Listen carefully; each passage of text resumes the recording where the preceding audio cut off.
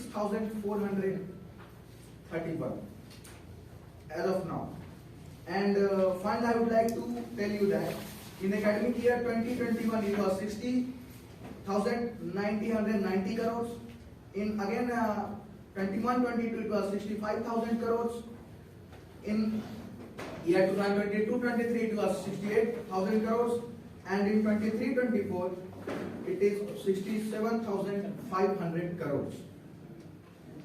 Coming to some of the characteristics of this PM Kisan Yojana, the budget was announced in year 2019 and the scheme was introduced in year 2018. It got functional and the first amount was credited in 2019 February. Beneficiary criteria is like what? The farmers having lands less than 2 acres or 2 acres.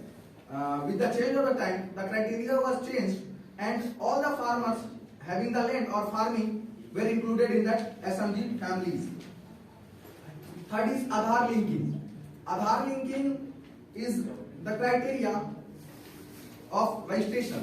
The farmer have to link the Aadhaar to the PM Kisan Yojana scheme, so they can be credited the amount in their account directly. When I come to the SMG families, its definition consists of a farmer's family with the farmer, his wife and 2 children.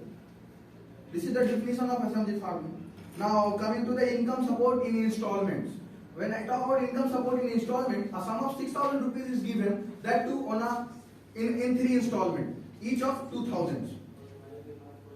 Then coming to operational structure.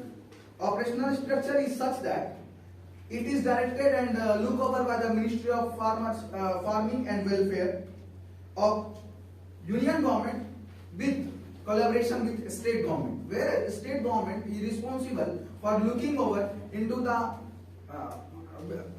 certifying the actual farmer for getting the benefits. Coming to the monetary schemes, how it monitors. It has established PMUs. PMU stands for Project Monitoring Unit at every regional level. The exception, or you can say exclusion, is that the farmers having higher economical backgrounds or having higher economical incomes, they will be excluded from the scheme. You can say that this is my assignment. I have done a survey on the basis of first primary data. I have talked to 5 farmers. Their land are ranging between 1 acre to 8 or 9 acres.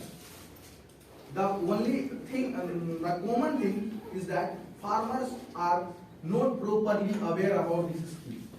First thing. Second thing is that they are not satisfied. When I say not satisfied, in terms